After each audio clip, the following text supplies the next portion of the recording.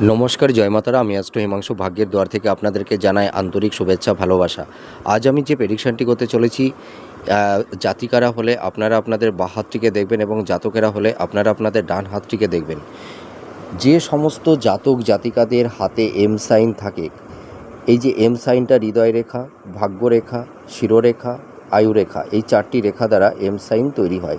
তা দেখুন তো আপনাদের এই চারটি রেখা দ্বারা আপনাদের হাতে এম সাইন তৈরি হয়েছে কিনা। যদি আপনাদের হাতে এই ধরনের এম সাইন থেকে থাকে, তাহলে এই সব জাতক জাতিকারা ভীষণ রহস্যময় হয়, ভীষণ মিস্ট্রিয়াস হয়ে থাকে। এদেরকে সহজে কেউ অতটা চিনতে পারে না। এদের সঙ্গে যদি কেউ গভীরভাবে মিশতে পারে, তাহলেই এদের স্বরূপকে মানুষ বুঝতে পারবে। তার আগে কিন্তু কেউ এদেরকে বুঝতে পারবে না। আর এই সব জাতক জাতিকাদের দাম্পত্য জীবন খুব সুখের হয় এবং এরা ভীষণ শান্তিপ্রিয় হয়ে থাকে। আপনারা মিলিয়ে দেখুন। জয় মাতারা।